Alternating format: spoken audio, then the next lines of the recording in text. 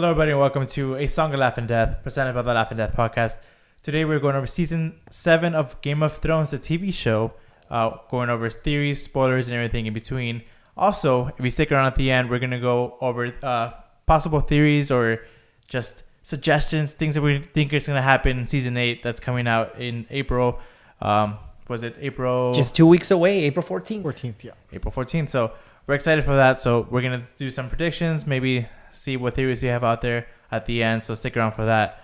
Today we have Alex, myself, Fernie, our Game of Thrones expert, Manuel. My lords. And our host, and David. Guys. So take it away, Manuel. Okay, guys. So let's get into it because this was a very fun season to watch. Very. And I really enjoyed it because there was no book. Like, I couldn't, bitch about the book because I'm a book snob. No, this was all fun. It was like playing a really cool video game this season. That's what it felt like. With fast travel. With fast travel. Dude. Jetpacks, yo. Look, once you've been there once, you can always fast travel afterwards. So they just followed the Skyrim rules. I love it. And so y'all want to just dive into it? Yeah. Because each episode has a lot. So the first one is Dragonstone. And it starts off with Arya. Tell me about this, David. So Arya is impersonating Walder Frey, and the performance is excellent because he's not really playing Walder Frey, he's playing Arya as Walder Frey. So you see his eyes are shifty and he's very faceless man like. He's got layers. Studying. Yeah, Layers. he also kind of says goes against his own character and says he's like, what? 2 feasts in a fortnight? He's like, this is unheard of. He's like, but I want to celebrate with my family. And so he brings in every Frey that actually means something to him to have dinner with him. And he asks for the Arbor Gold wine. And he says, everybody, we're going to have a toast. And the wine is poisoned. And she takes out the entire Frey family in one gulp. Kills them all. And it was so fun to see. Mm-hmm. Yes. Because the wife, this little 12-year-old daughter, wife, is about to sip. And she's like, no, none for you. And it was so good to see, that she was looking out for her. But While still in character. I'm not going to waste good wine on a woman. Yeah. And it was so good. The performance was excellent to see Arya play him or him play Arya as him. So very cool. And she's so ominous when she tells the little wife, when people ask what happened, tell them Winter came for House Frey. Or the Northern members, tell them Winter came for House Frey. And that's just that was She an walks awesome off line. with the same clothes. But it's so This is cool. the Walder It's clothes. women empowerment because last season and a lot of this season is a lot of women in power. And so to see Arya say that to a woman who's probably been a sex slave to this perverted old man was, I don't know, it was very heartwarming for me, even though it was And they got rid of the grossest house of all of Westeros. I think the Freys are just gross, and I'm glad all the rat faces got killed. Enough. Vámonos. I agree. Yeah. I think I would be House Frey if I was born in that universe. Why? I have that little limp. Oh, my God. No. That is true, though. And then we go from one weird face to another. We go with Euron Greyjoy arriving at King's Landing. And he's kind of telling Jaime shit. I love the conversation he has with Jaime. He's like, how is she? He's like, what? In bed. Yeah. I know, it's hey. Just always little jabs. Little shit. jabs. Does she like a finger in the butt? Yes, dude. And basically, he's like, well, I'm going to marry you. And she's like, well, if you bring me a present, sir, I'm sorry, Euron and Cersei are talking. So he proposed, he wants to marry her. And she's like, well, no, until the war's over. So he's like, well, let me bring you a present. And he takes off again. So They did something to his entire wardrobe. He's like a pirate hipster now. True. Mm-hmm. It was kind of gross, but it was so cool to get that he was getting a rise out of Jaime because you would see Jaime's eyes He's like, I You got two. motherfucker. I have two good hands. yeah. No, and then he's like, we'll talk about it later. We'll talk about it later. I love that. I'm Shutting like, him down you without son him. of a bitch. He's just trying to register everything and he can't even talk. Like his future brother. I'm like, yeah, we'll talk. And Cersei even tells him, how can I trust you when you've betrayed everybody that's aligned with you? You've betrayed them at one point. And he's like, that's true, but I'll gain your confidence. So that's when he goes to find her the gift that he's going to bring her. True. Yep. And then we get to the Hound. The Hound with the Brotherhood Without Banners, or the anti-White Walker Club. So the Hound actually faces his fears. It's Thoros of Myr who asked him to stare into the fires. Yes. because he needs to see for himself what their purpose is.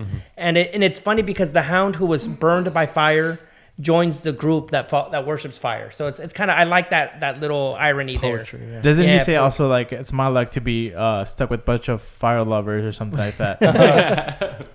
Yeah. And then we see Sam at the poop party at the Citadel. The And- Citadel. The Shitadel, dude. And I mean, this is cool. It shows you how learned the maesters are. They remind me of like pompous English, like Oxford professors. They're like, oh, yes, bring me this. Oh, yes. And there's poor Sam doing all the shit work, literally, just to get a lesson. Like, they have to earn their lessons. And it's the first time the Citadel's shown. It's like not even the books have we seen it. So it was really cool to see the Citadel. It was awesome, and I liked that all the groundwork he was doing. He was emptying out chamber pots. He was carrying books around, putting books away. It was just like librarian shit / janitor stuff, and it was just so weird to see him in this situation. And I love how they even use like the poop soup montage to make like a quick fart shit beat. Like, you think you could do something with that, Alex? Yeah, I can see. I look into that and make a beat, make a shit beat. Yeah, it was like stomp, but with shit. And then the shit looked the same as the fucking soup, and like I had to fast forward through that because I couldn't take it. I was like, oh, and I've been binging the show, so like whenever I was like, I'm hungry, like I'm gonna go eat something. I happened to be this fucking episode, so I was like, yeah, I can't watch. It's like, I want green lettuce. That's very crisp. Yeah. I don't want anything that I can't can watch be... this right now. Like, I have to stop it. and well, the important thing with Sam was, besides cleaning up shit, is you learn about the cache of dragon glass under Dragonstone. So another hint to the title, like I guess the importance of how everyone's connected to Dragonstone. Because Daenerys lands there, she takes her ancestral home. I had a problem with the way the dragons looked in the entrance. It didn't seem very Valerian or Westerosi. To me, it seemed kind of like some like Asian, almost Yeah. Asian tradition. Yeah, because that's that was very Eastern, like with the dragons' heads on the bottom, and normally European dragons are almost gargoyle looking, So it kind of, I don't know. I mean, it's a badass fortress, right? Yeah. But that just threw me off. I'm like, are they PF Chang's or? Could it have been like a different breed of dragon? Like No. The Valerian. It's always been the same dragon. Okay, Now there's other dragons like that, but they're in the East. Like they're other kind of creatures. makes sense. Yeah. And then we get we've also when Sam's doing his shit jobs, he runs into Jorah Mormont. That's right. And you find out that's where he went to go get his grayscale cured. And it's progressed. It looks And it's fucking bad. crazy, It's really bad. John has all the Northern Masters farm dragonglass and train for the wars to come. And again, Lady Mormont puts everybody in check because the Northern Lords are like, no, we're not going to have our women and children and kids. That's right. And This is- little girls practice to fight White Walkers, but Yeah. they need everyone. This is before they even get the dragon glass. He tells them like, we're gonna have everybody from age 10 to 60 practice every day with sword and shield or whatever, and that's when he said like later Mormont tells like the other lords like, I don't need your permission to fight. Yeah. Like if I'm gonna fight, I expect your children to fight as well, That's right. or something along those lines. Yes. And for the beginning of the season, it was a good episode, but it wasn't like awesome. Like the best parts I think were Sam, because you kind of learn more about the Citadel. Oh, for me personally, but I don't know. It was kind of It was okay. Easy going, yeah. Yeah. What'd you think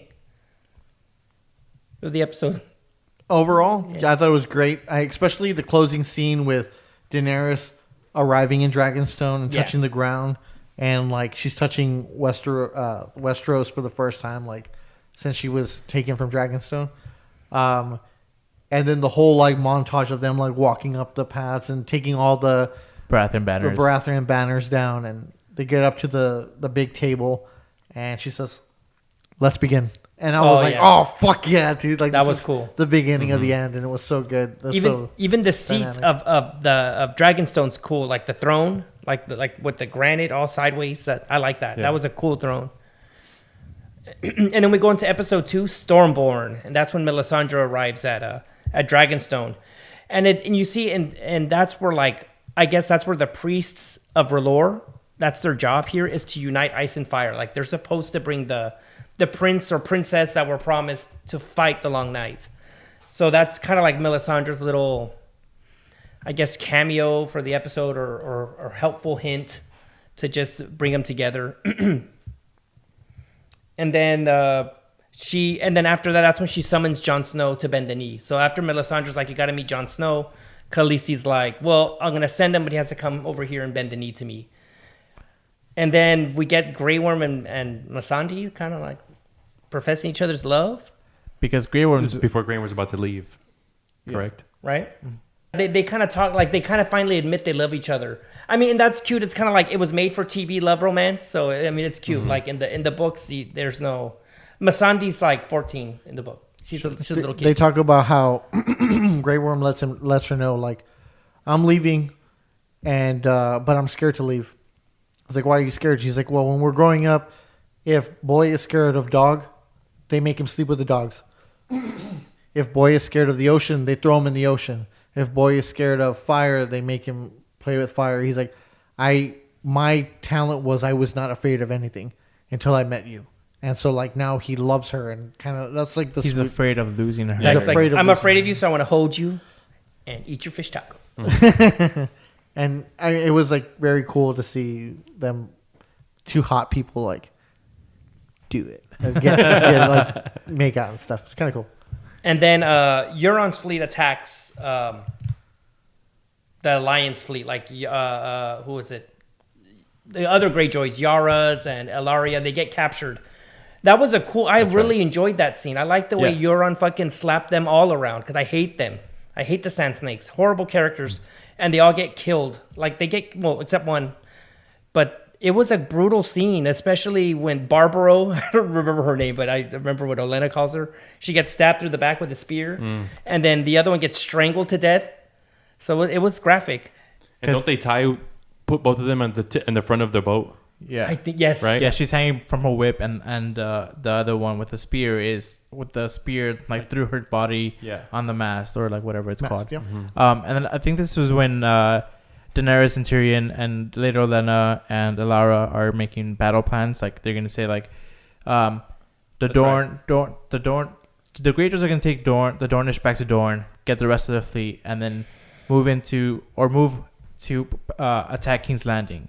Because it's the Martell. It's gonna be the Martells and the Dornish fighting against King's Landing because they can't use the Unsullied or the Dothraki there because Cersei can unite the houses that are at King's Landing against a foreign invader. Right, because if King's Landing is taken by a foreign army, then it like delegitimizes Daenerys' claim and gives people more incentives to fight instead of just being like, okay, there's other houses that are taken, like it's not as bad as. And this is the same time where she's sending the Unsullied to Casterly Rock. Yeah, to take Casterly Rock.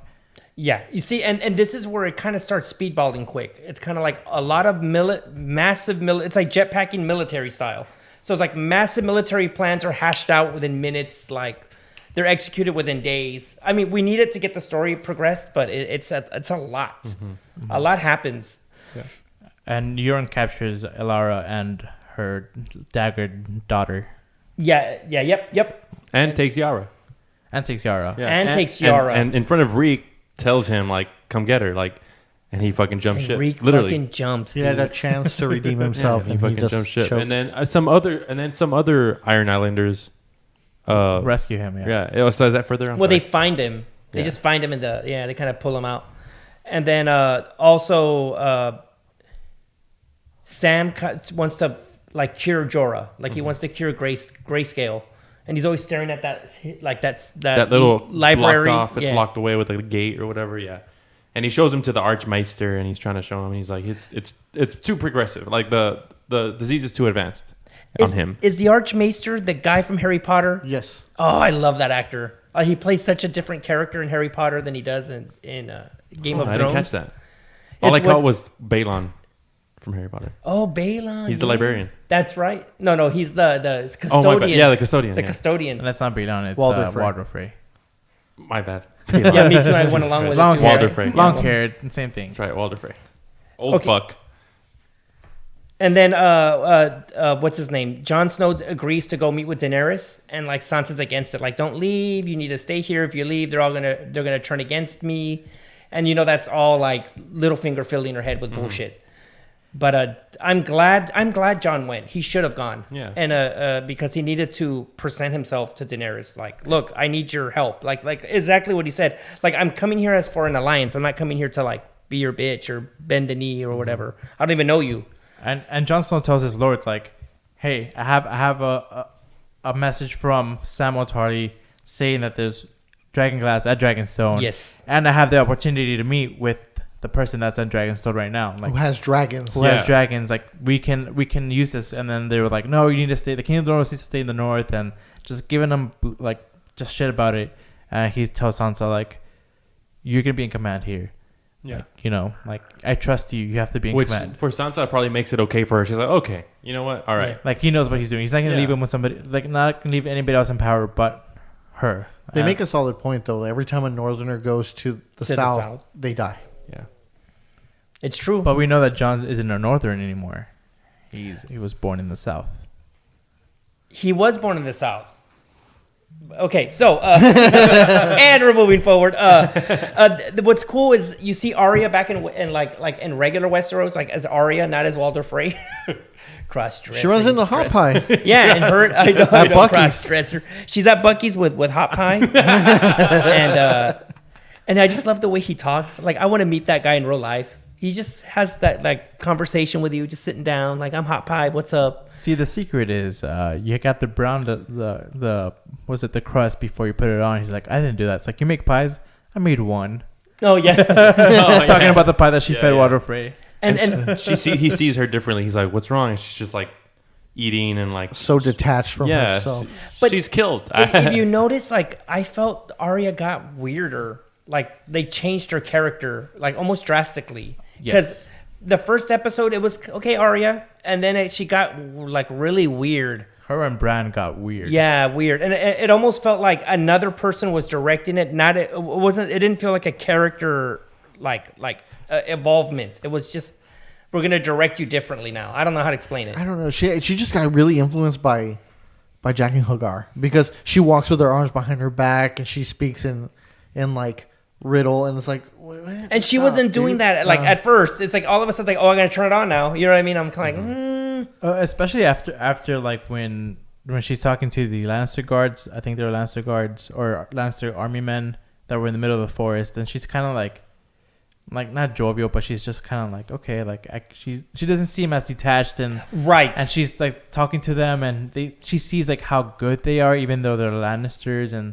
like she like glances over at their weapons, and she knows that they can't reach them before if she decides to strike. Like they can't reach them, but she's like, okay, I need to calm down and like I just enjoy this. And then after that is when she meets Hot Pie, and she's kind of detached, like yeah. So it kind of switched from like scene to scene where it's just like, Well, to me, I interpreted it differently. I interpreted it that she sat down with them, but not as Arya Stark, as just like a traveler. a traveler, because they can't know that she's Arya Stark. Yeah. That's why she just went and she was like, I can That's vital sit amongst the information. common folk, and I can be with these people who would kill me in a heartbeat if they knew who I was. And she was confident in that. That's why I feel like she's always playing a character. So when she was a Hot Pie, she was herself, and like the detached whatever. The like, Absperger Arya. Well, I also got to think. I mean, she's young at this point in time in the show. Like the character that she is, right? She has to be pretty young. Yeah. I mean, you got to think about yourself too. How easily you were influenced by certain things you saw or That's stuff you true. were around. I mean, she's also really influenced by Jack and Hagar, who she knows what kind of power he has, and maybe she's just trying to like it's a piece of him that she's carrying with her. I mean, and then again, we have to I forgot all the faces she's worn. So you pick up shit when you wear the faces. That's right. You do, said that you feel their last death. You feel their death or whatever, their death. their last breath. Or and whatever. then you get like certain hints of stuff, like you'll like sing better or whatever. Yeah. Which was for me the biggest disappointment of this episode was Nymeria. Like she runs into Nymeria and it's kind of like, I'm a dog and I don't like you, and I'm That's like, right. no, I wanted to see like a dog hug or something. Doesn't she say like that's not you? to Nymeria, Yeah. but that's like, if you go back to season 1 where she's sitting in King's Landing after she trained with Serial Pharrell. Syria Farrell, Ned was like, "Oh, I want you to be a lady and I want you to marry a prince and blah blah blah," and she's like, "No, that's not me." Like she doesn't want to be a lady; she wants to be a knight.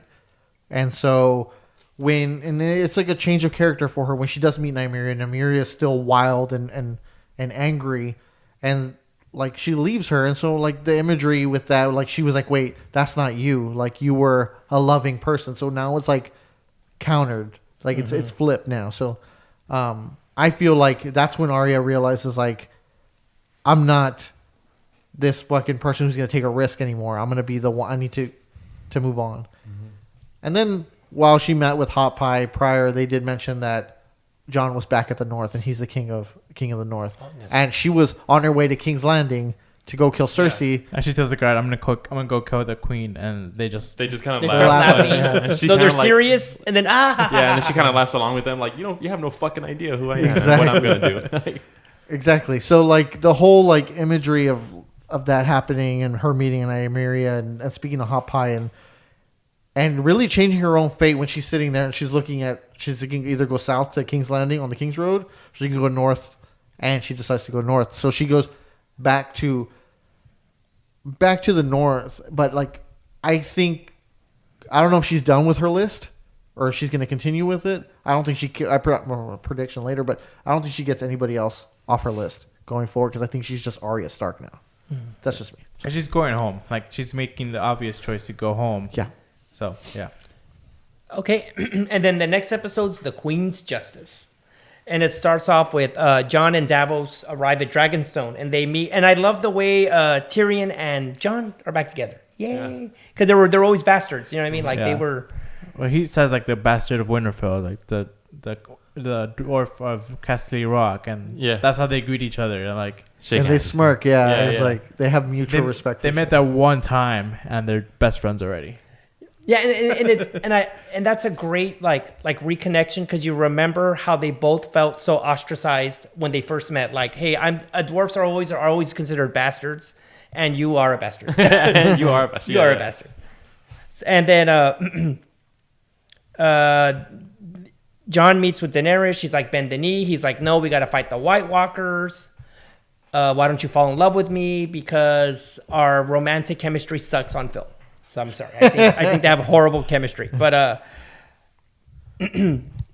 this is Jon's chance of trying to I don't know if it was written weird or whatever, but like they weren't on the same wavelength. Like even as actors, like I felt like it was kind of like I'm another person playing the same role. Like it felt like different actors were playing Daenerys and Jon Snow because they just didn't. I didn't feel the click. Like I didn't get the Ygritte and Jon Snow, or I didn't get the Daenerys and. Yeah. But I think because it wasn't supposed to be present. Yeah, that's what I was gonna say think too. What Jon is thinking is like, I need to get your fucking dragons and your people to fight because there's something way bigger than any of us. I think that's what's in his head. And Daenerys is just like, I'm trying to take over the kingdoms. So I don't think they're thinking about like I think kinds of things. Maybe you're right, but I've always imagined. And I'm going to say imagined that when they saw each other it was going to be like a love at first sight kind of thing. like fuck the pains of the world, true love exists. But no, it was kind of like if you like me, circle one. You know what I mean? Like, yeah. And I don't know. And I like the introduction from each other. Like it's what is it? Not Melisandre, the Missandei talking about like all the Breaker titles of chains and everything. And then she's finished, and it's like this long ass winded like introduction. He looks at Sir Davos, right? He looks at Sir Davos, and he's like, "This is Jon Snow, King of the North, King of the North, King of the North." Yeah, that was awesome. That's so good. The one time where Sir Davos isn't, you know what I mean, speaking up a storm and like fucking sweet talking everything. He just like King of the North. No, and it's like the nubs, King of the North. And then and then after all that cool stuff, Euron returns to King's Landing. This scene I loved. He returns with Ellaria. That's right. Ellaria and her daughter, and presents him to Cersei. I'm not one for violence or vengeance. I'm actually an anti-vengeance person. But just the drama of it was so good because, like, I always thought Ellaria was wrong. Yeah. Like, more than Cersei in a lot of ways. Like, she's the one that struck out on innocent blood first. Yeah. So I'm just like, it's justice now, bitch. I agree. Because especially the way Cersei talks to her, she can't talk back because she's gagged. Yeah, I see that. I agree because Oberyn decided to put himself in that position. Yeah, and Oberyn was like the brother Duran said, hey, he decided to do the trial by combat. Like we can't have revenge over something he willingly did. Yeah. And even Cersei kind of reiterates that point when she's telling Alaria like he had him beat like he looked so beautiful that day, like nobody moved like he did. And he had him beat, but he decided to gloat. Yep. And then she kisses her. She kisses the sand snake.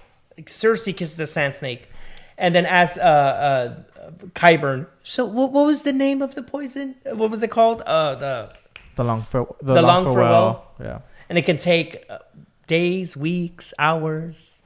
Just watch her rot. She goes, I want you to watch her rot. Always keep a torch lit. Yeah. And keep her alive. Yeah, change the torch every now and then so they can see so it doesn't get too dark.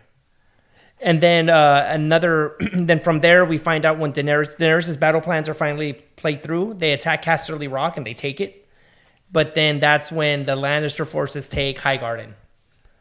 So that was a very clever switcheroo. Mm-hmm. Biggest disappointment in the show, I mean, was Casterly Rock.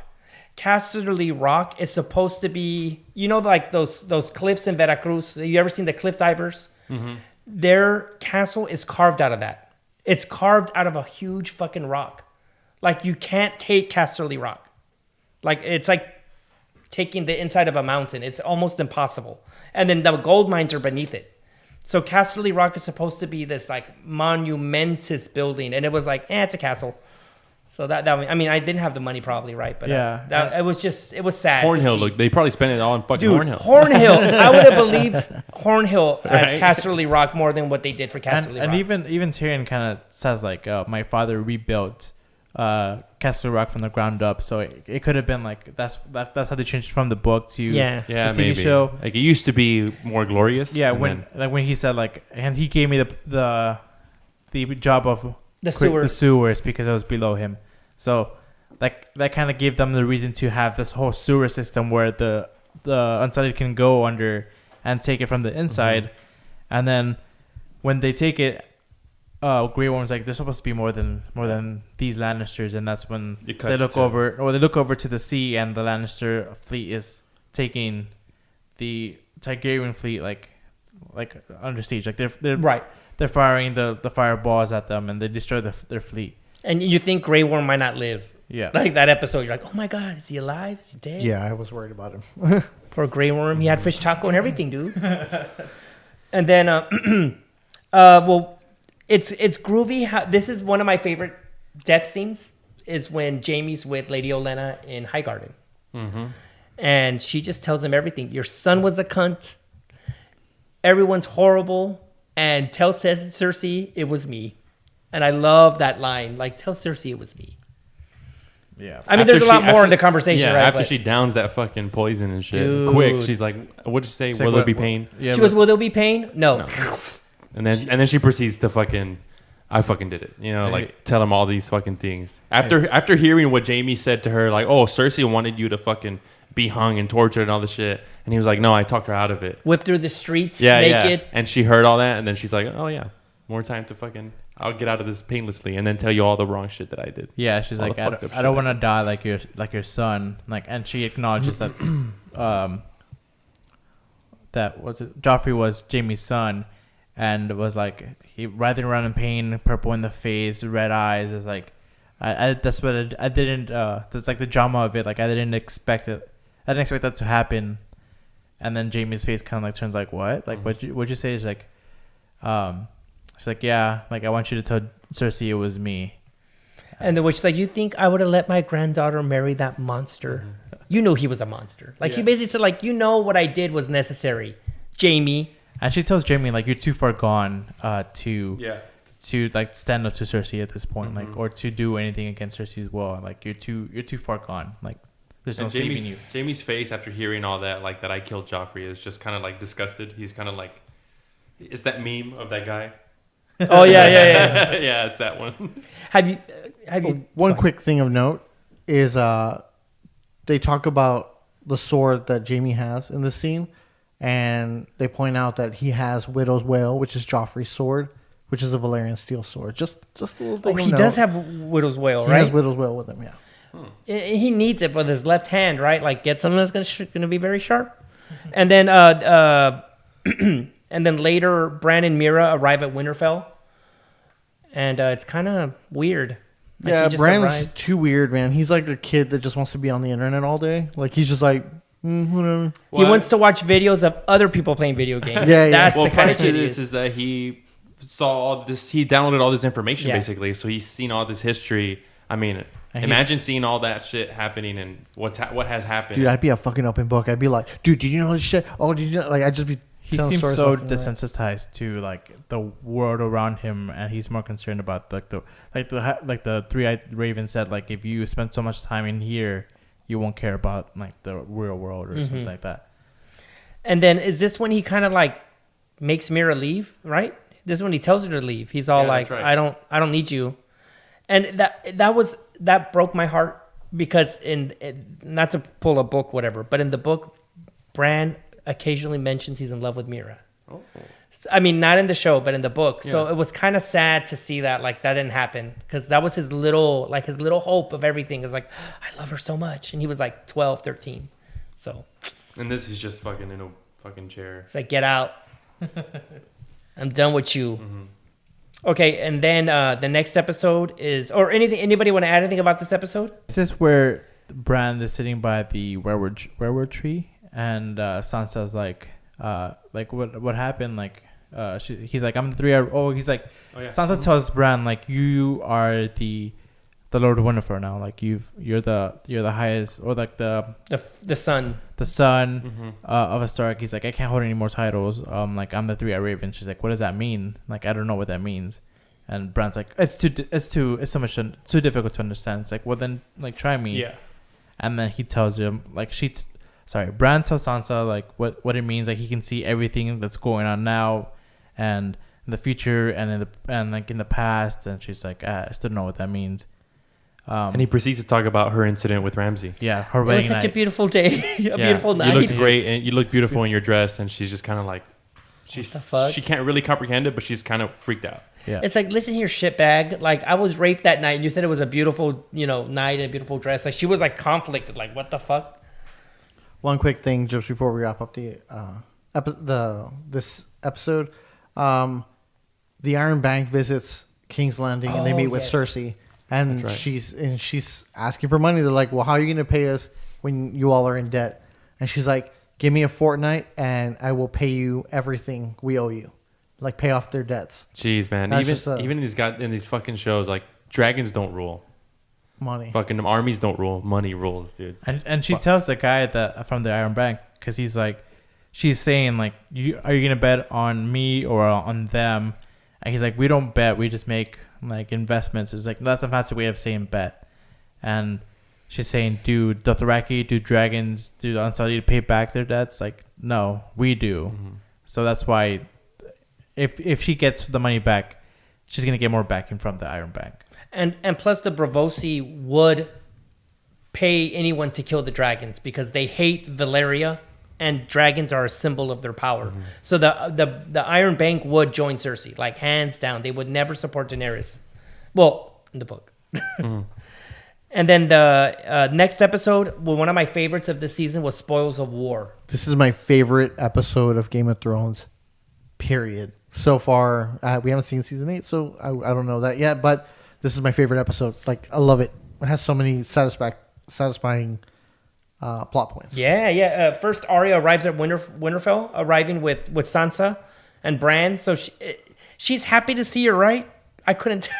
Was she happy to see Sansa? She was happy to see Bran, but I wasn't too sure. Like, she hugged her, right? But it was kind of like... Maybe because of what she's holding. She hasn't talked it out with her yet, but because she's holding the things that... They were both in King's Landing when Ned Right. dies. And what Arya sees is maybe just like she was in with the Lannisters in a sense, and she did nothing to protect their father. So she's probably thinking about that. But I felt they kind of dragged that out. Like, it was wrongly worded or placed because she knew there were girls. You know what I Yeah. mean? Like, I thought it would have been more like, it sucked what we went through. But it was kind of like, oh, you did this. You helped Atlanta. I'm like, bitch, where are you coming And then from? also, if we remember from like, I think it's the season 1 where Sansa's kind of like, oh, Joffrey, like, Well, and Arya's she- there to like, she fucking smacks him or something. and she lies. Yeah, she lies against Arya, and because I don't know, it's a little like me with my being a little brother of my older brother. I can True. relate to something like that. Like, you fucking threw me in the dirt. Like, why the fuck should I even respect you? And asshole? Sansa is like the lady like one where she would do what she's told and Arya wasn't. So to Arya it isn't like, okay, you need to do this to survive. It's like, why didn't you try harder, like to Right. to protect our father or whatever. That's true. And then John is still trying to convince Daenerys about attacking the white, but that's when the Night's King, sorry. And that's when she receives the information about the bad attack on, Yes. right? That's really rock, yeah. Then it starts blaming Tyrion. I'm telling you, the writing sucks. Is this where he takes her into the Yes. into the Into the cave, cave. right? Into the cave, and they see the drawings of the White Walkers and stuff. And she starts to slowly believe him, and He's like, look, the first men. Yeah. And look, the children of the forest wrote it, Yeah, and yeah. whatever. She's like, oh, cool. He's like, no, there's more. And then you see like the White Walkers. yeah, and that is when she gets that information, and she's Uh-huh. kind of like, I'm It's like done listening. Every decision you tell me sucks. I'm gonna do it my way because I'm Daenerys. You know, I felt the flows of the conversation were rushed. I guess like it wasn't as fluid as before. I don't know, David. What do you think? Yeah. Yeah. Okay. And then Theon shows up on Dragonstone also, and then he gets confronted by Jon, and it's kind of And he like, spares his life because of what he did for Sansa. Yeah. Like, he would have killed him on the spot.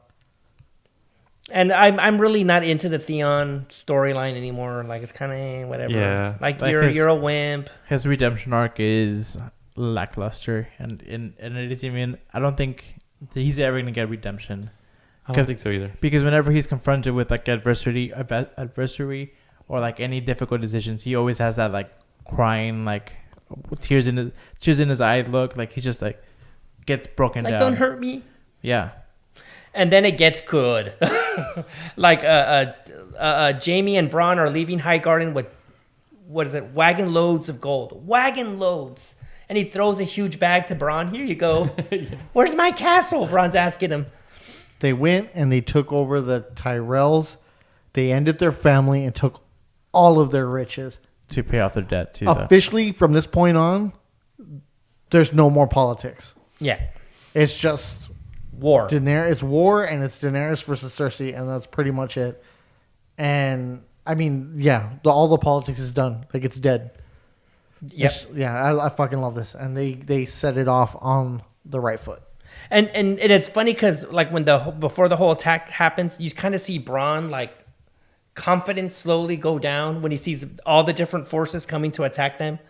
So at first it's the Unsullied, right? And he's like, okay, well, whatever. And then the Dothraki screamer's like, oh fuck. And then you see the dragon. He's like, oh shit, we need to leave because Bronn didn't want to. He knows you can't win that battle. Like, and it was one of the best. I know some of y'all don't like the CGI, but I'm a fantasy nerd, and I loved it. Yeah, I thought it was the great. dragon I'll was buy awesome. into it. I fucking buy into it Yeah. if I'm interested into what they're trying to portray, and it was fucking awesome. I love that whole fucking scene right there. Dude. It was great, fantastic. And seeing Daenerys up there, just this like, I mean, she's just a small person. You know, her body and like on this massive fucking killing machine, just breathing fucking fire onto everybody. And the way it blew up every like Yeah. cart in the train was awesome. I mean, the way the troops were fighting. Then when the dragon lands, it's just like blowing fire. I mean, after it gets, it doesn't land yet, right? And this one is just flying around. And then before this, like they also when Cersei is talking to the Tarleys and like the other lords at King's Landing, and the Tarleys like, well, she has like 3 dragons. How are you going to deal with that? And they say like, Cersei says like, oh, we're working on something right now. That's and then right. they view the big ass crossbow The scorpion. on the battlefield. I was like, damn, like that could fucking take them down. I forgot also that what was really cool is when they're all it's Jamie, Rickon, Dickon, and Bronn, and they're all talking and shit, and Bronn's like, wait, and you can hear like thudding, and it's the fucking Dothraki coming over the hill. Yeah, The screamers. And they're shooting arrows off the top of fucking they're on horse. top of the It's fucking dude. awesome. That is fucking awesome. Yeah. See, they did that better though. I think they coordinated the Dothraki better in this season than before. So it was really cool. It was really cool. And then Daenerys gets her dragon gets hit by a bolt, by the scorpion bolt, and has to land. And Jaime tries to take her out. Jamie Terco. And then Bronn's like dumbass and pulls him into the lake with his armor on. I seriously thought that Jamie was dead. Not because of the dragon. I thought he was going to drown because of all the plate armor on him. And he's just sinking like a rock. And I'm Yeah, just like, my- he's so fucked. Like As we his- were watching that scene, as he's sinking my girl, he's like sinking down. He's like, what did he fall in a fucking ocean? he's just sinking forever. But fun fact, every time somebody's fallen in water, they have not died. Nope. Ever in the entire series. Nobody's died by drowning. Nope. Tyrion fell in the water when he got in Valyria. Euron was drowned. Jaime sunk to the bottom. Nobody's died. So And then next episode is Eastwatch. And this is when Daenerys it starts off with Daenerys confronting Randall Tarly and Dickon Tarly to bend the knee. Like, fight for me. He's like, I have a queen. He's like, see, and that argument was wrong because the Tarlys would have been with the Targaryens. They were Targaryen loyalists from the beginning. Tarly defended the Mad King. So that's why it was kind of weird. What like, turned it, or why do you think the, they took Highgarden? I guess. And then he wouldn't, I mean, just as the politics of Westeros have from the previous seasons, why would he follow Cersei? You know what I mean? It was kind of There weird. was a conversation though that they had at King's Landing, right? That it was- Charlie's father was there. Yeah, because it was because like the Tyrells are backing a foreign Oh, invader. that's right. Yeah. But she's not a foreigner. Well, her army is made out of Okay, foreign. that makes sense. That's The true. Unsullied, the But it's Dothraki. kind of like he would have jumped to the fact like, oh my god, the Targaryens are back. And if he was like loyal, I think it was like the thing of like he's loyal to the realm rather than somebody that comes from somewhere else. Nicely worded. So his I loyalty know, is I'm still like, there, sorry, dude. but it's just placed on somebody else. That's Yeah. And they get roasted for it, and it's fucked up because that's another house that's dead. except for Sam. But and he his can't- mom Uh, and their Yeah. sister, right? But he didn't. Well, he gave up the black. He's the black. He's, But yeah. You're right. I have theories, but that's later. Okay, and then Jorah makes it back home. Yay, Jorah is already cured. So, dude, talk about jetpacking. He goes over there. He only has part of his body. The rest of his body gets infected. And one day, it's taken off, completely healed, and he gets back to Dragonstone. he goes from Puerto Vallarta See, to Boston Dallas, Texas. or Dallas. DFW. In overnight, and then the motherfucker gets friend zoned. Oh, it's an old friend. I was like, oh, he fucking came back for you. And you fucking told him it was your old friend, like in front of John. Yeah. He's so good. he can move so fast because he's more aerodynamic now. He's just smooth. That was so good. Stupid. I'd like to point out though that operation that Sam was doing on him was like how it's like just it's a tricky thing that not everybody. It's too. There's been less success rate. There's been more failure rate in that type of operation or whatever. Of like, and it looked kind of nasty taking it off and shit. I thought that was cool. Seeing You know what? that, I would love to do that. I have a thing Right? with scabs. Yeah, I would yeah, love me to too. just take off this, like just bite on this. Let me take out your scabs. Yeah. And then was it the Grand Maester or the whatever, the Archmeister, whatever? He's like, how did you do this? Like, I just read the book and followed the instructions, just like Yeah. raw. YouTube, bitch. He's like, I'm not gonna reward you, Yeah. but you can stay. Yeah.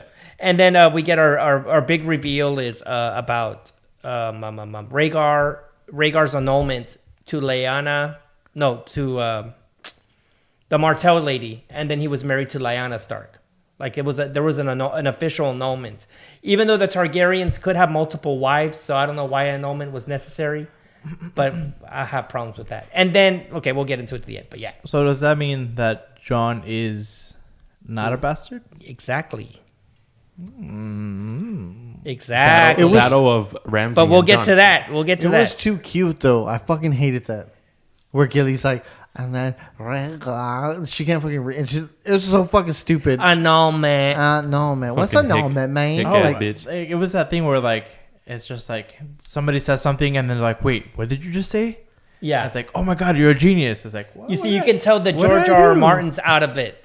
You know what I mean? It's a little too like preschool. It's that trope. It's that trope in every like movie when like there's a problem and they can't solve, and then somebody says something offhand and they're like, wait, that just might work. Yeah, somebody's stupid and just like not even relevant really to the entire story. Yeah. And of all people, Gilly. Yeah. And then after that, you find out that they need to go capture a White Walker to prove to Cersei like they're real, because that no one's gonna believe them. No one believes about the White Walkers or the zombies or the mammoths or the giants. And so they have to go. And this is to stop the fighting between Cersei and the rest of the realm, so they could all unite and fight the real threat, like a truce, an armistice, and to fight the White Walkers.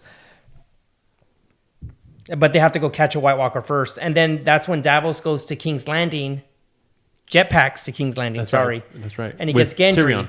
Oh, with Tyrion, right? Because they're Tyrion, gonna have a meeting with Jaime, and he doesn't know it. And Bronn's helping Tyrion get that meeting with Jaime. Yes, yes. Yeah, and then he ends up going to Flea Bottom, looking for Gendry. You know what? I love Gendry in this season because he's just like, okay. He's like, you know what? We gotta go. We gotta go attack. He's like, I'm ready. I made a new hammer. No, yeah, I love that. And he's like, you might want a sword. He's like, I don't know how to use a sword, but I made a hammer. That was too cute. I fucking hated it. I fucking loved it. It was so fucking awesome. Me too, right? That's right. Go Gendry. Before his reappearance in the show, the actor that plays Gendry, I don't know his name, but he had on his Twitter, he'd always be like, "Still rowing," because the last time we saw him, he was rowing away from Dragonstone. Yeah, and I think he was like replying to like a tweet by Maisie Williams, who plays Arya Stark. And he's like, I'm still rowing. There's memes of him like rowing, but they put like bodybuilder arms on him. So it's like. And even in the episode, Davos talks about him. I didn't think you were gonna keep rowing. Or what is he? I thought you were still rowing. Yeah, he says that. And then Cersei gets mad about the meeting between Jaime and Tyrion, and then she pulls the "I'm pregnant" card, even though I think it's a tumor, but. But Qyburn says it's a kid. We'll get to those theories later. Mm-hmm. Damn. And then, where do they find the Brotherhood Without Banners? Where are they? Are they? They find them at locked? Eastwatch in the cells. They're Eastwatch, right? That's right. Yeah. Yeah, because they were at that. I don't know if we went over this already. They went over to where that farmer's hut or the house was, and that the Hound took the money from, and they see that they committed suicide because I guess they were starving, and then this is the same night where he looks into those flames. Yeah, he looks into the flames, and he's like, "What do you see?" And he's like, "I see a wall. I see a wall. The wall. Yeah, and the army of the dead like approaching it, and not Barristan. Was it called? What's the guy's name? Derek Dondarrion. Dondarrion. They were just like looking. They're just like, okay, like. You know what we're up to, like now, like you have to help us. So they make their way north. But I don't remember why they're in Eastwatch. Oh, like because he says because I know why the Hound is, but I don't remember why. Jon sends Tormund and the Wildlings to go man the castle because he's like the closest castle is Eastwatch by the sea. And Tormund makes that comment like we're the Night's Watch now, boys. Yeah, and it's funny because it reminded me of such a Dungeons and Dragons group. Like you had like the fighter and the warrior priest and the scoundrel. You know what I mean? I loved it. It's really cool. And it's funny how they all know each other somehow. Yeah, like, Dude. Jon knows the Hound from Winterfell. Gendry knows Derek and Thoros of Myr because they sold him to the Red Witch. Yes. Thoros knows Jorah Mormont. From the Breach of Pike. Tormund knows Jorah's father because he was the Lord Commander of the Night's Watch. Like it was just so like, hey. That was an awesome line. You're a Mormont? Yeah, I love that part. He's like, yes. And I love Tormund too. Fuck yeah, dude. Giant's Bane. Love it. And then the next episode is Beyond the Wall. Fucking awesome. Mm-hmm. Best dialogue of the series. Last season fucking sucked because Tyrion was like, oh, I have a great idea. Well, let's bring a white to Cersei to prove their existence, and then they're trying to and we're going to try and pause the war. But first, we need Jaime to convince Cersei. Next is we need to sneak into King's Landing. Then we need to go north of the wall and bring a white. Then Jon needs to lead the expedition to the north of the wall. Like all these impossible tasks to do one thing. And then in this episode was like the best dialogue. I fucking loved all the little like breakout conversations from the group. Like Tormund talks to John about putting aside his pride and compares him to Mance because he was like, so you won't bend the knee? So he says, oh, so now you're the one who doesn't want to bend the knee. But Mance didn't want to bend the knee. He's like, put your pride aside. And he's like, thousands died for his pride. For his pride, yeah.